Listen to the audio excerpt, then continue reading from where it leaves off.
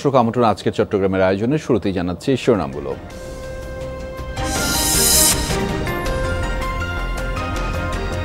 ছলচাতুরি করে বান্দরবানে ২৫০ একর জমির মালিক বেনজির, উচ্ছেদ করেন স্থানীয়দের, স্বাক্ষর নেন স্বেচ্ছায় জমি দিয়ে দেয়ারও। তো এখন পাড়া অনেক পাড়া আছে, এখন পাড়া ঘর বাড়িও নাই। গরু ফার্ম আছে, তারপরে মৎস্য খামার আছে, প্রায় অনুমানিক কয় কোটি টাকা সম্পদ হবে। বন্দরনগরীর চৌমুহনী মোড়ে এবার কিশোর গ্যাংয়ের হাতে তরুণ খুন, জড়িত সন্দেহে আটক ৪, একের পর এক হত্যাকাণ্ডে উদ্বিগ্ন মানুষ। ওদিক থেকে এদিকে ঘুরে আসি, মানে ছুরিটা মারে দিছে, আর বাঁচাতে পারলাম না। হঠাৎ ছুরি মারে দিছে, তখন আমি বাইরে যাই দেখলাম যে ছেলেটারও ছুরি মারে দিছে। চট্টগ্রামে হোটেল রেস্তোরাঁয় নিম্নমানের খাবার, কাচ্চি ভাই রেস্টুরেন্টে প্রশাসনের অভিযানে ধরা পড়ল ভয়াবহ চিত্র, মালিককে জরিমানা এবং সতর্কতা। লিখে দিচ্ছি যে সকালে খাবে, এটা দেখলেন যে কেরোজলটা এটা তো আমরা ব্যবহার করি, এটা পাত্রা দিয়েছি, আমাদের যে নির্দেশনাবলী সেটাও তাদেরকে দিয়েছি, সে নির্দেশনাবলী তারা এখন দেখেন টাঙিয়ে রাখছে, কিন্তু ওইটা কমপ্লাই করছে না।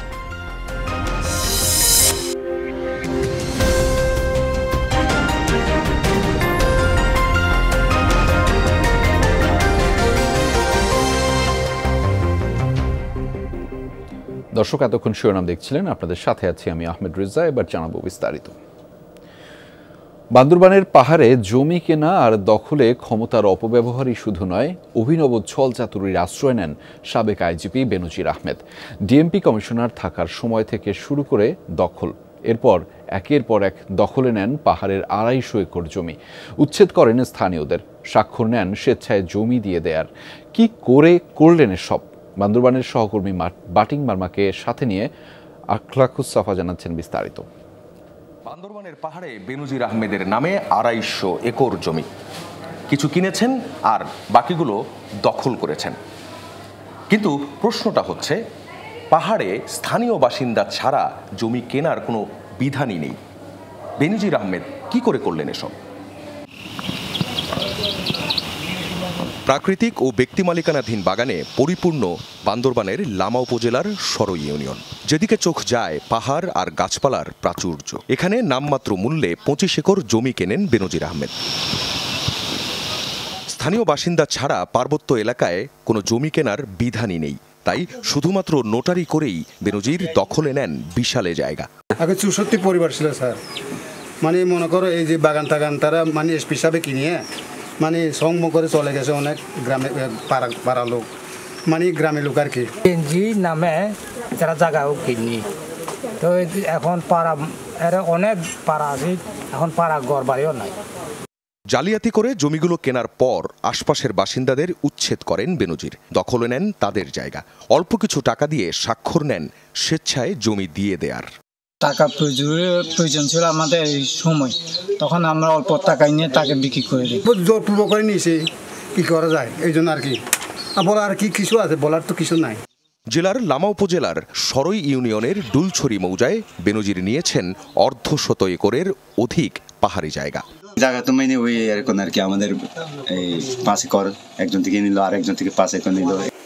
সোয়ালক ইউনিয়নে ২৫ একর জায়গা জুড়ে করা হয়েছে গরুর খামার, সেখানে দখল করেছেন আরও ৩০ একর। খামারে যাওয়ার সড়ক আর বিদ্যুৎ নেওয়া হয় সরকারি বরাদ্দে। বেনজির আহমেদ নামে আমার সোয়ালক ৩১৪ সোয়ালক মোজা একটা জায়গা আছে, উনি ইতিমধ্যে জোট পারমিট করেছেন ওই বাগানে, এবং ওখানে একটা গরু ফার্ম আছে, তারপরে মৎস্য খামার আছে, এবং একটা ২ তলা বিল্ডিং আছে। এখানে প্রায় অনুমানিক কয় কোটি টাকা সম্পদ হবে। টাকা শুনছি আমি তো জানি, এখন তো জানি পুলিশ অফিসারের বড় এতে, এত আমি জানি না। পুলিশ কর্মকর্তা শুনছি, কিন্তু ওনাকে আমি দেখিও নাই বা ওনার কাছে আমার সাথে কোনো যোগাযোগ নেই। হেডম্যানদের যোগসাজশে কয়েক বছর ধরে এই জমিগুলো অন্তত ১০ জনের কাছ থেকে ধাপে ধাপে কেনা হয় বেনজিরের নামে। স্থানীয় ত্রিপুরা সম্প্রদায়ের কেউ অবশ্য সাবেক আইজিপিকে স্বচক্ষে দেখেননি, তারা চিনেন এসপি সাহেব নামে। আখলাকুস সাফা, যমুনা নিউজ, ঢাকা। চট্টগ্রামে বেপরোয়া কিশোর গ্যাংয়ের হাতে এবার প্রাণ গেল এক তরুণের। এলোপাতাড়ি ছুরিকাঘাতে মৃত্যু হয় তার। ঘটনার পর থেকে থমথমে চৌমোহনী মোড়ের পরিস্থিতি। জড়িত সন্দেহে 4 জনকে আটক করেছে পুলিশ। সোমবার রাতে 10-15 জন কিশোর গ্যাং সদস্যকে এভাবেই দেশীয় অস্ত্র নিয়ে মহড়া দিতে দেখা যায় চট্টগ্রামের আগ্রাবাদ চৌমোহনী মোড়ে স্থানীয় ওয়ার্ড কাউন্সিলরের বাসার সামনে। এ সময় মহড়ার কারণ জানতে চাইলে নুরুল আজিম নামে 17 বছর বয়সী এক কিশোরকে এলোপাতাড়ি ছুরিকাঘাত করে তারা। মুমূর্ষ অবস্থায় চট্টগ্রাম মেডিকেল কলেজ হাসপাতালে নেয়ার পর কর্তব্যরত চিকিৎসক তাকে মৃত ঘোষণা করেন। প্রত্যক্ষদর্শীদের ভাষ্য অনুযায়ী এলাকায় আধিপত্য ও প্রভাব বিস্তার নিয়ে বিরোধের জেরে এ ঘটনা। এই জায়গায় তাদেরকে মানে ঘটনাটা করছিল আজিমকে ছুরি আঘাত সিনা বরাবর, সাথে সাথে ওকে মেডিকেল নিয়ে যাওয়ার পরে মারা গেছিল। ফলাইটার জিজ্ঞেস তোরা ছুরি নিয়ে ভিতরে কিল্লে ঢুকতেছিস, তোরা বাইরের মাস এখানে গেছিস, এই কথার বাড়াবাড়ির মধ্যে ফলারে মার। কাজ করার মধ্যে দেখলাম যে হঠাৎ ওই কাজে দশ ছুরি মারি দিছে, তখন আমি বাইরে যাই দেখলাম যে ছেলেটারও ছুরি মারি দিছে। ওরা এদিক থেকে ওদিক থেকে এদিকে ঘুরে আসি মানে ছুরিটা মারি দিছে, আর বাঁচাতে পারলাম না। হত্যাকাণ্ডের পর থেকে এলাকার পরিবেশ থমথমে। নিহত আজিম ফকিরহাটে জাহাজে দিনমজুরির কাজ করতেন। তার পরিবারে চলছে শোকের মাতম। আমার পুত্র যেরকম শেষ করছে আমি তার ফাঁসি চাই, আমি আর কিছু চাই না, টাকা পয়সা আমি কিচ্ছু চাই না, শুধু আমার পুত্র যেরকম শেষ করছে আমি তারও ফাঁসি চাই। আমার নাতিদের মার দিয়ে কোলটা খালি গেছে, ও তার মুখ মার মুখ এরকম আপনারা খালি ঘরের মধ্যে সবাই নাস্তা পানি খাইতেছি, আমরা দেউ দিছি, দেউ দিয়ে দেই বলা। সুস্থ একটা বিচার চাই, আমার ছেলের বদল খুনের বদল আমি খুল চাই, সোজা কথা ফাঁসি দিতে, আমার টাকা পয়সা লাগবে না জীবন। ছুরিকাঘাত করে পালানোর সময় কিশোর গ্যাংয়ের এক সদস্যকে ধরে পুলিশে সোপর্দ করে স্থানীয়রা। পরে আরও 3 জনকে আটক করে পুলিশ। তো এই ঘটনা সরাসরি হত্যাকাণ্ডে জড়িত, সরাসরি প্রত্যক্ষভাবে জড়িত 4 জনকে ইতিমধ্যে আমরা গ্রেপ্তার করেছি এবং ঘটনায় ব্যবহৃত রক্তমাখা ছুরি আমরা উদ্ধার করেছি। কি কারণে হত্যাকাণ্ড ঘটেছে আসলে এটা প্রকৃতভাবে এখন পর্যন্ত স্পষ্ট হয়নি, তবে এটা তদন্ত শেষে আমরা বলতে পারবো আসলে কি কারণে ঘটনাটা ঘটেছিল। এর আগে কিশোর গ্যাংয়ের হাতে 5 এপ্রিল ফিরোজশাহ এলাকায় চিকিৎসক কোরবান আলী এবং 10 মে ইপিজেড আকমল আলী রোডে খুন হন মেহেদি নামে এক তরুণ। জুবায়েত ইবনে শাহাদাত, যমুনা নিউজ, চট্টগ্রাম। দর্শক, জিয়াউর রহমানের মৃত্যুবার্ষিকী উপলক্ষে চট্টগ্রাম ইঞ্জিনিয়ার্স ইনস্টিটিউটে বক্তব্য রাখছেন বিএনপি মহাসচিব মির্জা ফখরুল ইসলাম আলমগীর। আমরা সরাসরি যুক্ত হচ্ছি সেখানে। দেশে শান্তি শৃঙ্খলা ফিরে আসবে, তখন দেখা গেল যে তার উল্টোটা হচ্ছে। আওয়ামী লীগের লোকেরা তারা ভক্ষক হয়ে সাধারণ মানুষের অত্যাচার নির্যাতন শুরু করেছে, গণতন্ত্রকে তারা নির্বাসিত করেছে। তখন একটি বিরোধী দল বলতে তো কিছুই ছিল না ভাইয়া প্লিজ, তখন কিন্তু বিরোধী দল বলতে প্রায় কিছুই ছিল না। অন্যান্য যারা বিরোধিতা করত সেই সময় বিরোধিতা করার সময় সাহস তাদের ছিল না। একমাত্র তখন আসাম আব্দুর রব, এম এ জলিল তাদের নেতৃত্বে।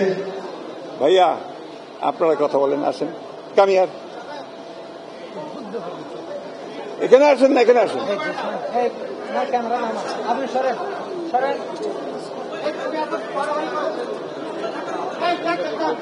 না না, আমি কথা বলবো না, আমি কথা বলবো না।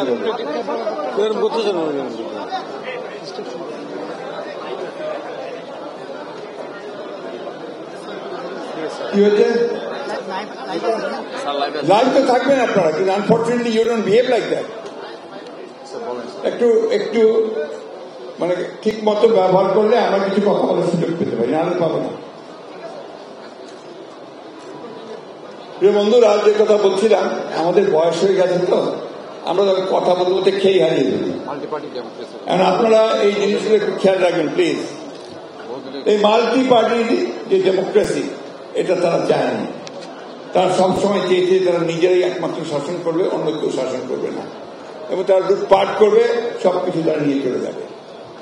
করেছেও তাই। ওই 5 বছর ছিল আওয়ামী লীগের দুঃশাসনের বছর।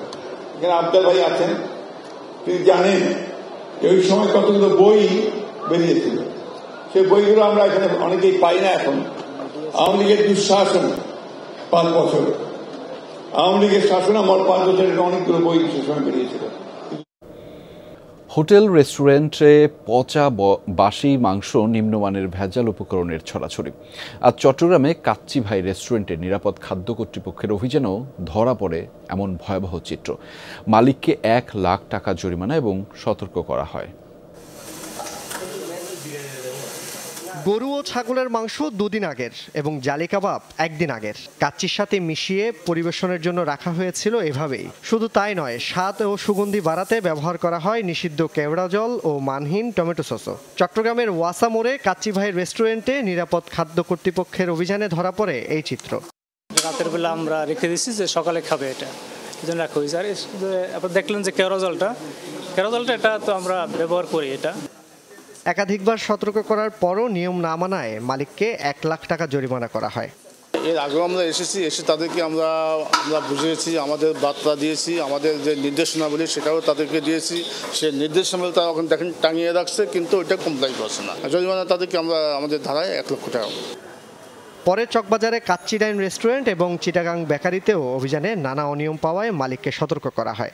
আমাদের এখানে অল্প কিছু পরিষ্কারের কাজ বাকি আছে, ওগুলো সংশোধন করার জন্য উনি আমাদেরকে বলছে, আমরা নেক্সট টাইমে এগুলো ঠিক করে দিই। পরিবেশগত জিনিসটা এরা আসলে আপ টু দ্য মার্ক না, তো যেই জিনিসগুলোতে আমরা অপরিষ্কার অপরিচ্ছন্ন দেখছি এবং আমাদের মনে হয়েছে যে পরামর্শ দিলে তারা একটু টাইম দিলে হয়তো তারা কারেকশনে যাইতে পারবে।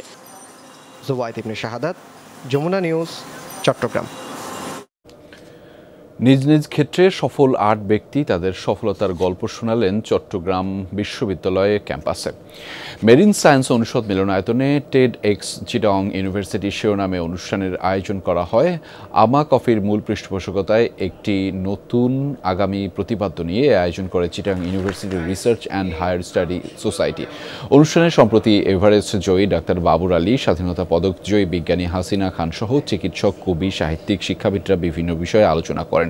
অনুষ্ঠানে উপাচার্য, শিক্ষক, শিক্ষার্থী এবং আবুল খায়ের গ্রুপের জিএম ওয়াজেদ আলী সহ অনেকেই উপস্থিত ছিলেন। চট্টগ্রামের অন্যতম শিক্ষা প্রতিষ্ঠান প্রোবেল প্লে স্কুলের 20 বছর পূর্তি উপলক্ষে আগামী 7 ও 8 জুন অনুষ্ঠিত হতে যাচ্ছে 21 শতকের শিক্ষা ভাবনা, উদ্ভাবন এবং অন্তর্ভুক্তির এক নবদিগন্ত শীর্ষক শিক্ষা সম্মেলন। বিকেলের সংবাদ সম্মেলনে স্কুলের পরিচালক ও অধ্যক্ষ হুরে তেহসিন জোহায়ের জানিয়েছেন, সম্মেলনে প্রধান অতিথি থাকবেন শিক্ষামন্ত্রী। ভারতের 9 জন, ঢাকার 13 জন এবং চট্টগ্রামের 8 জন বিশেষজ্ঞ ধারণাপত্র উপস্থাপন করবেন। বিভিন্ন স্তরের প্রায় 800 শিক্ষক শিক্ষার্থী সম্মেলনে অংশ নেবেন। আগামীর প্রযুক্তি নির্ভর শিক্ষা এবং করণীয় তুলে ধরতেই প্রোবেল প্লে স্কুল এবং প্রোবেল একাডেমির এই আয়োজন বলে জানিয়েছেন উদ্যোক্তারা।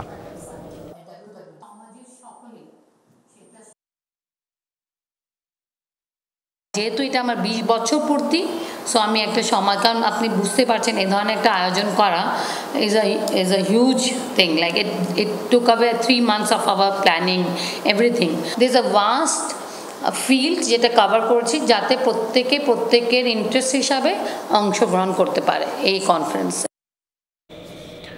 প্রযুক্তির দাপটে হারিয়ে যাচ্ছে পুরনো ফটো স্টুডিও। চট্টগ্রামে কালের সাক্ষী হিসেবে টিকে আছে হাতে গোনা 2-1টি, তবে নেই গ্রাহক। পুরনো বেশিরভাগ স্টুডিওতে তালা পড়েছে, নতুবা রূপান্তরিত হয়েছে অন্য ব্যবসায়। 80 এবং 90-এর দশকেও যে কোনো প্রয়োজনে কিংবা উৎসব পার্বণে ছবি তোলার একমাত্র ভরসা ছিল ফটো স্টুডিও। কিন্তু সবার হাতে হাতে স্মার্টফোন চলে আসায় সেই সব দিন এখন অতীত। গেল 35 বছর ধরে চট্টগ্রামের কোতোয়ালি এলাকায় অরুণ দাসের স্টুডিও ব্যবসা। আগে দোকানে কর্মচারী ছিল 4 জন, এখন 1 জন। শুধুমাত্র পারিবারিক ঐতিহ্যের খাতিরে কোনো মতেই এই ব্যবসা ধরে রাখা। ফুল ফিগার ছবি তোলার জন্য 6x4, তারপরে 3x4, এগুলো মানে তোলার জন্য অনেক লোক থাকতো। সিঁড়ি দেওয়া ছিল এখানে, যেখানে সিঁড়ির মধ্যে দাঁড়িয়ে অনেক ছবি তুলে, যেগুলো এখন কম্পিউটারের মাধ্যমে করা হয়। এখন আসলে ডিজিটাল হয়ে যাওয়াতে পুরোনো আসলে কোনো কিছুই এখন আর নেই। কালের পরিক্রমা আর আধুনিকতার ছোঁয়ায় বদলেছে স্টুডিও ফটোগ্রাফি। ফিল্মের ক্যামেরার জায়গায় এসেছে ডিএসএলআর। নিউ মার্কেট সহ অনেক বড় বড় মার্কেটের নাম করা সব স্টুডিও আর নেই। 90 দশকে নেগেটিভ থেকে ছবি বের করার যে আনন্দ, সেটিও হারিয়ে গেছে আগেই। বিভিন্ন অকেশনে যে ছবিগুলো স্টুডিওতে এসে সবাই মিলে দল বেঁধে যেভাবে একটা আনন্দ নিয়ে ছবিগুলো তুলতো, এখন ওইটা নেই। এখন সব মোবাইলে চলে গেছে, বিভিন্ন জায়গায় যেতে পারছে, ওখানে মোবাইল দিয়ে ছবি তুলতে পারছে। সব ক্যামেরা উঠে যাওয়াতে মানে এখন ব্যবসার অনেক মানে পিছিয়ে গেছে। অনেকে ভালো হয়েছে, অনেকে আবার খারাপ হয়েছে। নতুন প্রজন্মের অনেকেই চেনে না আগেরকার সেই স্টুডিও। সাদা কালো থেকে রঙিন যুগে পদার্পণের পর যেন সমাপ্তি ঘটেছে একটি অধ্যায়ের। লম্বা লম্বা প্যান, ওই পাশের প্যান, এখানে কলার বড়, ওইরকম ছবি আমি শার্ট বানাই, ওইরকম ছবি একটা আমিও তুলছিলাম, নায়ক আর জ্যাকেট। তো এখন তো আর সেই দিন আর নাই আমাদেরও। আগের দিনগুলো তো এখন আমরা অনেক মিস করতেছি। এখন আমরা আগের দিনগুলো তো পাই না। এখন নতুন ছবি যে কোনো জায়গা থেকে ছবি উঠাতে পারে, রঙিন ছবি। বন্দর নগরীতে অর্ধশত বছরের প্রাচীন হাতে গোনা যে কয়টি ফটো স্টুডিও এখনও টিকে আছে, অন্তত কালের সাক্ষী হিসেবে রক্ষণাবেক্ষণের দাবি সংশ্লিষ্টদের। মামুন রশিদ তৌফি, যমুনা নিউজ, চট্টগ্রাম। দর্শক, এই ছিল আজকের চট্টগ্রামের আয়োজনে। এতক্ষণ সাথে থাকার জন্য সবাইকে ধন্যবাদ।